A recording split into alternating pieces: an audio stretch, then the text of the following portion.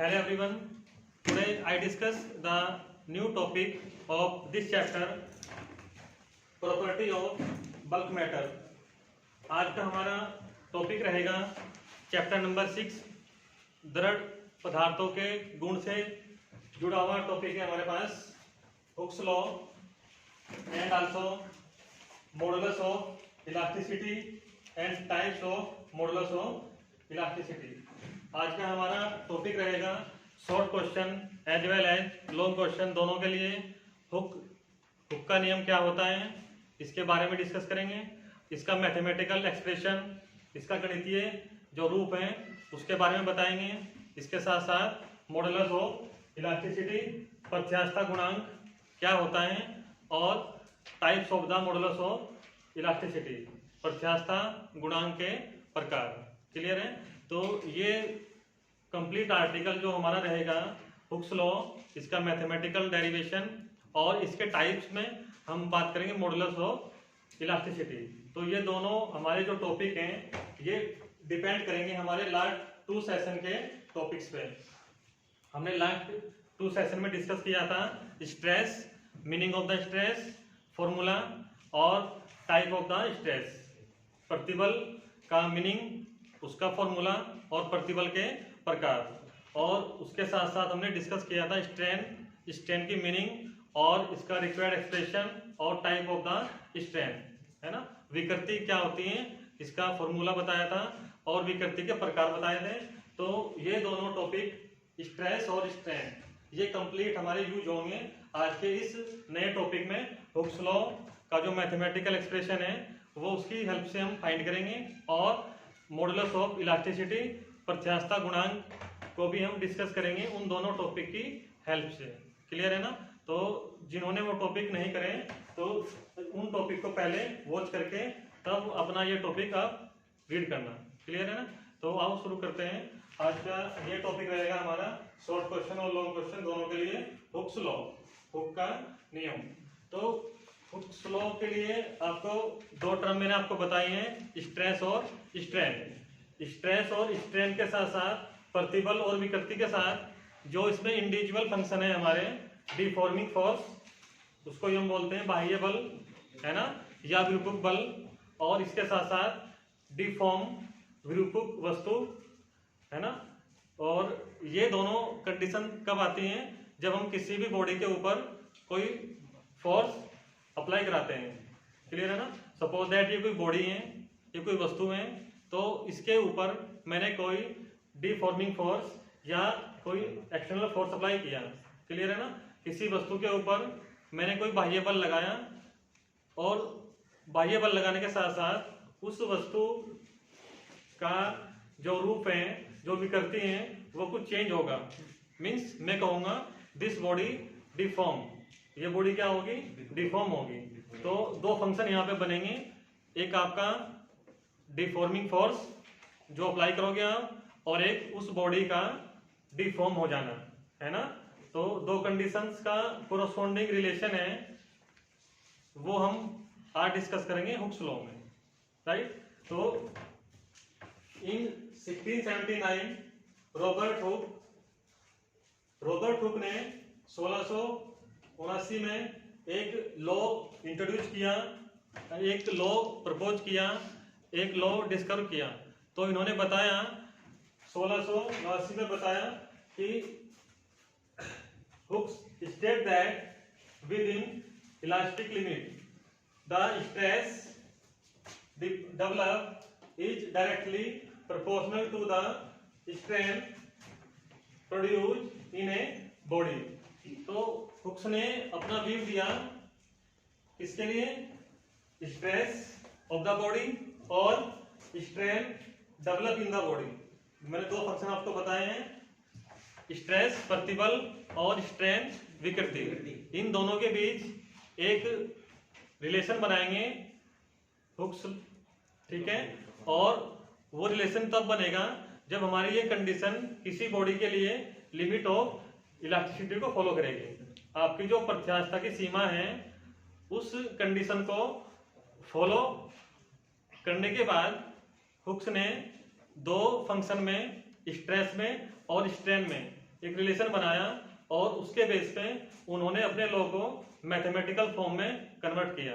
दोबारा फिर सुनो, हुक 1679 में इन्होंने अपना एक प्रस्ताव रखा किसी वस्तु पर आरोपित प्रतिबल और उस वस्तु की विकृति के संबंध में, ठीक है। और ये प्रतिबल उस वस्तु के ऊपर और उस वस्तु की विकृति दोनों प्रत्यास्थता की सीमा के अंदर कार्यरत होनी चाहिए। ये इसका बेसिक कंसेप्ट है, समझ रहे हैं ना। और इन दोनों के लिए जो गणितीय रूप है वो कब बनेगा, जब हमारी कंडीशन लिमिट ऑफ इलास्टिसिटी को फॉलो करेगी। तो इसके अकॉर्डिंग हमने ये जो टर्म लिखी हैं इनको वॉच करेंगे। इन 1679 रॉबर्ट हुक 1679 में रॉबर्ट नामक वैज्ञानिक ने एक अपना व्यू दिया, state that within elastic limit the stress develop is directly proportional to the strain produce in a body. तो इन्होंने अपने नियम में यह बताया कि प्रत्यास्थता की सीमा के अंदर किसी वस्तु पर कार्यरत बाह्य बल या प्रतिबल उस वस्तु में उत्पन्न विकृति के क्या होता है, डायरेक्टली प्रोपोर्शनल होता है। क्लियर है ना। जो स्ट्रेस है is directly proportional to the develop strain in a body. Clear. तो this is the theoretical concept of Hooke's under the limit of elasticity. तो ये जो प्रिंसिपल है हमारा ये किस पर डिपेंड करेगा, लिमिट ऑफ इलास्टिसिटी, प्रत्यास्थता की सीमा के अंदर ये कार्यरत होगा। अब बताएंगे हम आपको क्या होता है लिमिट ऑफ इलास्टिसिटी, प्रत्यास्थता की सीमा की जो कंडीशन है वो कब बनती है और क्या होती है, इसको ये बोलते हैं इलास्टिक लिमिट, है ना। तो दो प्रकार से ये आएगा, प्रत्यास्थता की सीमा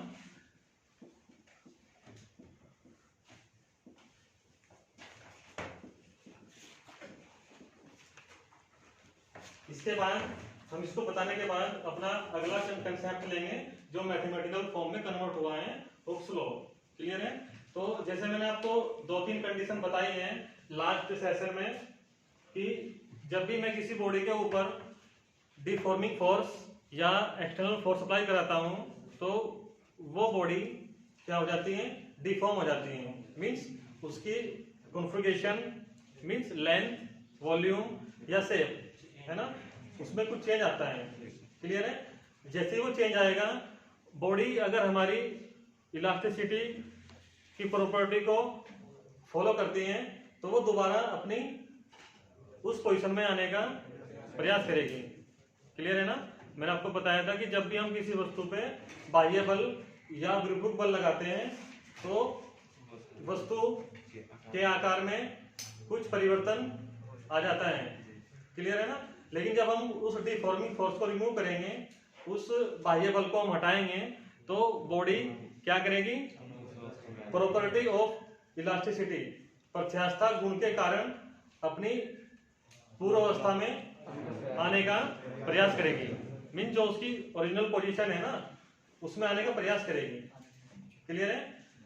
ये कंडीशन कब है, जब लिमिट ऑफ इलास्टिसिटी है, जब लिमिट ऑफ इलास्टिसिटी है, प्रत्यास्थता की सीमा के अंदर ही ये बॉडी अपनी उस पोजीशन में आने का प्रयास करेगी। जैसे ये मेरी हथेली है और मैंने इस पे ये डिफॉर्मिंग फोर्स या एक्सटर्नल फोर्स अप्लाई किया है ना अपनी फिंगर से, तो जैसे फोर्स अप्लाई करूंगा मेरी हथेली क्या होगी, ये डिफॉर्म हो जाएगी, है ना, इसकी शेप क्या हो जाएगी, चेंज हो जाएगी। जैसे मैं डिफॉर्मिंग फोर्स रिमूव करूंगा तो ये शेप दोबारा अपनी इनिशियल पोजीशन में आने का प्रयास करेगी, आ जाएगी due to property of elasticity.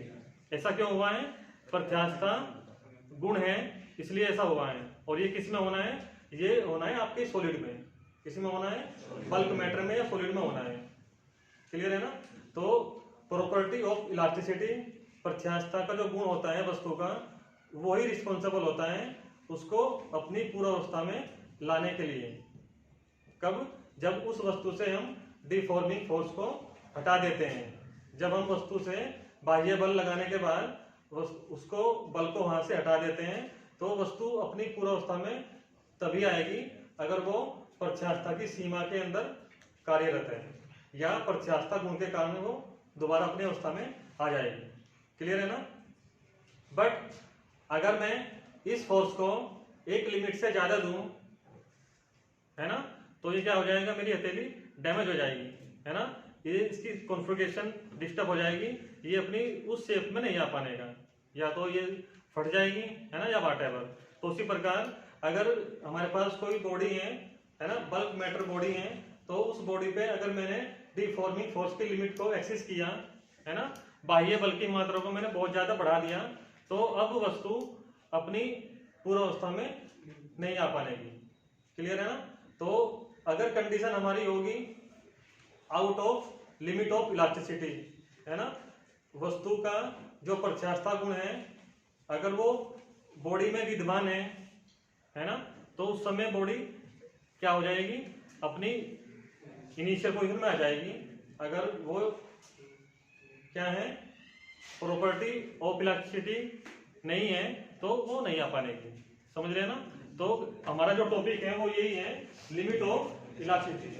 मतलब कोई लिमिट है और वो लिमिट कैसी है, सफिशिएंट लिमिट है जिसमें बॉडी दोबारा बैक कर सके। अगर ये होता out of limit of elasticity तो हम समझ जाते हैं कि यहाँ पे डिफॉर्मिंग फोर्स की वैल्यू बहुत ज्यादा हमने अप्लाई की हुई है। क्लियर है ना? तो सिंपल सी बात है, अगर लिमिट ऑफ इलास्टिसिटी है तो ये इलास्टिसिटी प्रॉपर्टी को फॉलो कर रहा है। अगर हमारे पास प्रत्यास्थता की कोई सीमा है तो ये वस्तु की प्रत्यास्थता गुण को भी फॉलो कर रहा है। समझ रहे हैं ना? अगर कोई अच्छा बच्चा है तो उसके पास अच्छे संस्कार भी होंगे। समझ रहे हैं ना? सबसे पहला हम ये चीज फाइंड करते हैं। तो इसी प्रकार बॉडी अगर लिमिट में है तो वो इलास्टिसिटी प्रॉपर्टी को फॉलो कर रही है। मैंने सबसे पहले आपको लेक्चर में बताया था इंट्रोडक्शन में, है ना, प्रॉपर्टी ऑफ इलास्टिसिटी। मतलब ये ऐसा गुण है किसी वस्तु का जिसके द्वारा वस्तु अपनी प्रारंभिक अवस्था में आने का प्रयास करती है। तो उस समझ जाना डिफॉर्मिंग फोर्स की वैल्यू यहाँ पे एक लिमिट में है। क्लियर है ना? तो ये जो टॉपिक है हमारा ये थ्योरेटिकल बनेगा, लिमिट ऑफ इलास्टिसिटी, या इसे कहेंगे हम इलास्टिक लिमिट, प्रत्यास्थता की सीमा। तो इस कंडीशन में मैंने आपको बताया है डिफॉर्मिंग फोर्स अप्लाई करने के बाद उस बॉडी के ऊपर से हम उसको रिमूव करेंगे। जैसे ही रिमूव करेंगे तो बॉडी अपनी इलास्टिक प्रॉपर्टी के द्वारा दोबारा अपनी इनिशियल पोजीशन में आने का प्रयास करेगी, और इस कंडीशन को हम कहेंगे लिमिट ऑफ इलास्टिसिटी। क्लियर है ना? तो यहाँ पे भी दो कंडीशन बनी है।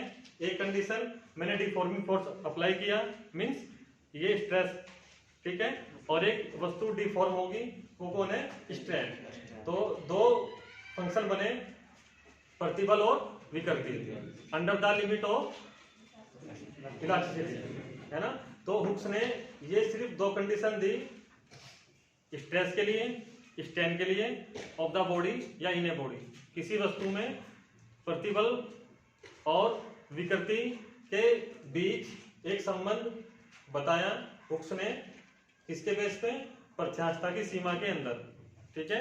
और उन्होंने उस कंडीशन को क्या कहा कि उस अवस्था में स्ट्रेस मींस प्रतिबल क्या होगा ही विकृति के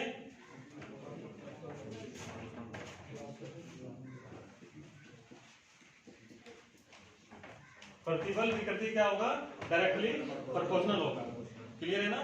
तो इस थ्योरेटिकल कंसेप्ट को हमने लिखा दैट इज या thus stress directly proportional to the strain, equation number हमने इसको 1, राइट। उसके बाद हमें पता है कि जब भी हमारे पास कोई प्रोपोर्शनलिटी का साइन होता है उसको हम इक्वल करने के लिए एक कांस्टेंट लेते हैं ऑलवेज, है ना। वो कांस्टेंट आपको विद टॉपिक लेना पड़ेगा। आपका जो टॉपिक जो भी होगा उसके अकॉर्डिंग कांस्टेंट हम ले सकते हैं। कांस्टेंट का मीनिंग होता है टॉपिक के अकॉर्डिंग हम कुछ भी वैल्यू पुट अप करना, ठीक है। ये पर्टिकुलर नहीं होता। तो इसके अकॉर्डिंग हमने इसको मॉडिफाई किया और ये बनेगा stress equal capital E into strain. Clear है ना? तो ई क्या है यहाँ पे, कांस्टेंट है। अब इसको हमने चेंज किया, ये बन जाएगा capital E equal stress upon strain, capital E बराबर प्रतिबल अपॉन विकृति। तो ये मैथमेटिकल कंसेप्ट बनाया हुक्स ने किसके बेस पे, इलास्टिक लिमिट के बेस पे, स्ट्रेस के बेस पे और स्ट्रेन के बेस पे, किसी बॉडी के लिए तीन कंडीशन ली इन्होंने, लिमिट ऑफ इलास्टिसिटी, स्ट्रेस और स्ट्रेन। क्लियर। इन तीनों के बेस पे इन्होंने अपना मैथमेटिकल कंसेप्ट दिया, स्ट्रेन प्रोपोर्शनल टू द और stress proportional to the strain, या capital E equal stress upon. Clear है ना। तो ये कंडीशन बनने के बाद here capital E is a constant, जहां E क्या है, एक नियतांक है, and is known as modulus of elasticity. इसको क्या कहेंगे हम, प्रत्यास्थता गुणांक, जहां E एक नियतांक है और जिसे हम क्या कहते हैं, प्रत्यास्थता गुणांक कहते हैं, या इसको हम कहेंगे कोफिशिएंट ऑफ इलास्टिसिटी, है ना, प्रत्यास्थता गुणांक का व्यंजक। तो अगर एग्जाम में आपसे ये पूछें प्रत्यास्थता गुणांक का मीनिंग बताओ, है ना, या उसको डिफाइन करो, तो आप कंडीशन यही देना कि जब किसी वस्तु पर आरोपित प्रतिबल और उस वस्तु में उत्पन्न विकृति के अनुपात को क्या कहते हैं, प्रत्यास्थता गुणांक कहा जाता है, और ये एक नियतांक होता है। क्लियर है। तो दो डेफिनेशन यहाँ से क्रिएट होंगी, आपको पहचानना है एग्जाम में किस प्रकार से क्वेश्चन दिया हुआ है। क्लियर है। तो पहला ये मैथमेटिकल कंसेप्ट बना, E equal stress upon strain, और E एक कांस्टेंट है, इसको हम कहेंगे मॉडुलस ऑफ इलास्टिसिटी या कोफिशिएंट ऑफ इलास्टिसिटी। कंफ्यूज मत होना इन टॉपिक में, कभी आप मॉडुलस ऑफ इलास्टिसिटी के लिए अलग कंडीशन दो और कोफिशिएंट ऑफ इलास्टिसिटी के लिए अलग, तो दोनों एक ही टॉपिक है हमारे पास। प्रत्यास्थता गुणांक एक नियतांक है और इसको हम कैपिटल इसे करते हैं रिप्रेजेंट। क्लियर है यहाँ तक। उसके बाद हम बात करेंगे मॉडुलस ऑफ इलास्टिसिटी, है ना, प्रत्यास्थता गुणांक क्या होता है। क्लियर है ना। तो इसके अकॉर्डिंग डिफाइन करेंगे the ratio of the stress correspond to the corresponding strain produced within the elastic limit। बड़ी सिंपल इसकी मीनिंग है, प्रत्यास्थता की सीमा के अंदर, है ना, मीन्स ये लिमिट ऑफ इलास्टिसिटी, प्रत्यास्थता की सीमा के अंदर प्रतिबल तथा उसके सापेक्ष या उसके संगत विकृति के अनुपात को क्या कहेंगे, प्रत्यास्थता गुणांक कहा जाता है। इसे कैपिटल ई से करते हैं रिप्रेजेंट। क्लियर है ना। और इसके अकॉर्डिंग हम इसको डिफाइन करेंगे, सिंपल इसकी मीनिंग आपको बतानी है। ये अलग से शॉर्ट क्वेश्चन में आएगा मॉडुलस ऑफ इलास्टिसिटी, तो आपको ये आर्टिकल पता होना चाहिए, E equal stress upon strain, और इसके लिए ये कंडीशन होनी चाहिए आपको इलास्टिक लिमिट क्या होती है। क्लियर है ना। तो ये सिंपल डेफिनेशन आप नोट कर लेना, मॉडुलस ऑफ इलास्टिसिटी प्रत्यास्थता की या प्रत्यास्थता गुणांक।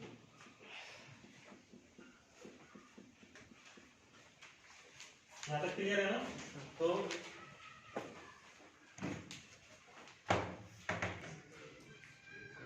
तो सिंपल डेफिनेशन देंगे हम मॉडुलस ऑफ इलास्टिसिटी, ये रेशो सिंपल रेशो बनेगा, ये अनुपात बनेगा स्ट्रेस और स्ट्रेन के बीच, ठीक है, within the limit of elasticity. प्रत्यास्थता की सीमा के अंदर प्रतिबल और विकृति का जो अनुपात है वो कहलाएगा प्रत्यास्थता गुणांक। अब बात करेंगे इंपोर्टेंट हमारा आर्टिकल है type of modulus of elasticity, प्रत्यास्थता गुणांक के प्रकार। तो जैसे हमने आपको लास्ट के 2 सेशन में बताया है, 3 प्रकार का हमारा स्ट्रेस होता था, है ना, और 3 प्रकार का हमारा है ना, मेन 3 टाइप हमारे स्ट्रेस के लिए थे और मेन 3 टाइप हमारे पास। तो ये टॉपिक हमारा किस पे लिंक है, दोनों पे लिंक है, स्ट्रेस पे भी और स्ट्रेन पे भी। तो ये भी क्या रहेगा, सिमिलर 3 टाइप का रहेगा। प्रत्यास्थता गुणांक के जो प्रकार हैं वो प्रतिबल और विकृति के समतुल्य रहेंगे, जितने प्रकार के वो थे इतने प्रकार के ये रहेंगे। क्लियर है। ये कंप्लीट पूरा आर्टिकल चलेगा, इनका डेरिवेशन भी आएगा विद न्यूमेरिकल्स, ये क्वेश्चन में पूछ जाता है।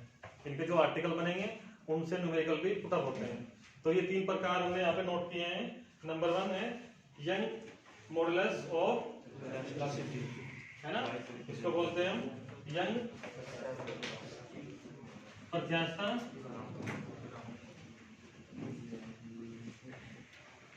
गुणांक। सेकेंड है हमारे पास बल्क मॉडुलस ऑफ इलास्टिसिटी, है ना, इसे बोलते हैं हम आयतन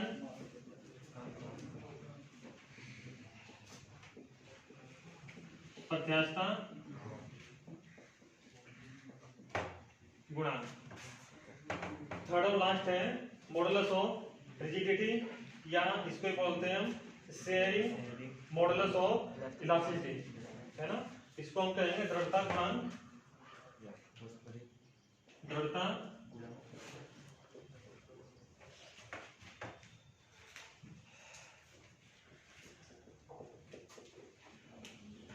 या अपरूपण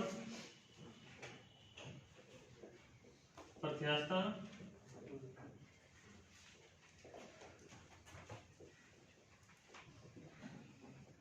गुणांक।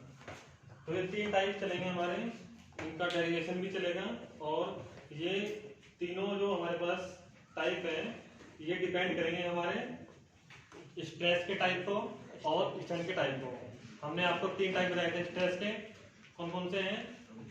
Type of the stress, number 1 कौन सा था? नॉर्मल स्ट्रेस, है ना, और नंबर 2 नंबर 3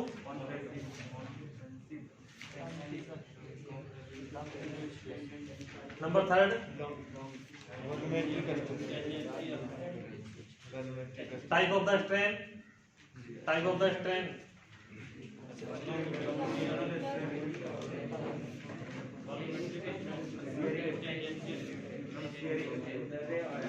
और जो हमारे पास टाइप ऑफ द स्ट्रेस में था 3 प्रकार का, है ना, वो भी अलग से स्प्लिट हुआ था, ठीक है। तो टोटल हमारे पास ये लगभग 9 या 10 के लगभग टाइप है ना, उन सभी टाइप का स्ट्रेस और स्ट्रेन के यहाँ पे यूज होगा हमारे पास जब इनको डिफाइन करेंगे। यंग मॉडुलस क्या होता है, और बल्क मॉडुलस क्या होता है, और मॉडुलस ऑफ रिजिडिटी क्या होती है, क्लियर है ना।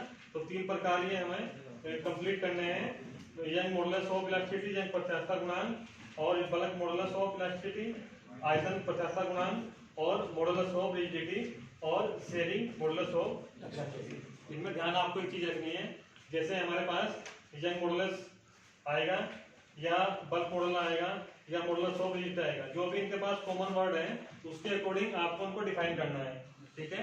अगला जो सेशन होगा हमारा टाइमिंग कल होगा, तो उसमें हम इनको जब डिफाइन करेंगे तो जो हमारे पास इंडिविजुअल कंडीशन है इस टॉपिक की उसी का रेशो होगा। ये जो हमारे पास फैक्टर है ना मॉडुलस ऑफ इलास्टिसिटी, ये रेशो में आएगा। क्यों? क्योंकि जो हमारे पास डेफिनेशन है मॉडुलस ऑफ इलास्टिसिटी की वो क्या है, रेशो में है। तो ये जो हमारे पास कंडीशन बनेगी यंग के लिए, बल्क के लिए, या मॉडुलस ऑफ रिजिडिटी के लिए, ये तीनों क्या रहेंगी, ये इस प्रकार रेशो में आएंगी। तो उस रेशो का मतलब ये है आपको कंप्लीट टाइप्स अच्छे से प्रिपेयर होने चाहिए, तो ये टॉपिक आपका तभी क्लियर होगा, क्लियर है ना। तो ये तीनों टॉपिक आप इसके पहले वाले स्ट्रेस वाले और स्ट्रेन वाले सभी टाइप को अच्छे से बोध करके आना, और फिर इसको हम करेंगे डिस्कस अपने नेक्स्ट लेक्चर में, क्लियर। तो ब्रीफली रिवाइज करते हैं टॉपिक को। हुक्स लॉ है आज का टॉपिक हमारा। इन्होंने एक व्यू प्रेजेंट किया स्ट्रेस और स्ट्रेन के बीच within the limit of elasticity, और इन्होंने ये बताया कि स्ट्रेस डायरेक्टली प्रोपोर्शनल होगा स्ट्रेन के, प्रतिबल ये क्या होगा, डायरेक्टली प्रोपोर्शनल होगा स्ट्रेन के, और कंडीशन बनेगी हमारे पास equation number 1 stress proportional to the strain, और इसको हमने इक्वल किया एक कांस्टेंट से, उसको हमने कैपिटल ई कहा, बिकॉज हमारा जो अल्फाबेट है ना इलास्टिसिटी, इससे लिया हमने कैपिटल ई, तो stress equal E into strain, तो ई बराबर आएगा स्ट्रेस अपॉन स्ट्रेन। ये फॉर्मूला बन जाएगा हमारा इसके लिए, हुक्स लॉ के लिए। अलग से पूछेगा हुक्स लॉ शॉर्ट के लिए, तो आपको सिर्फ इतना दे के आना है, राइट।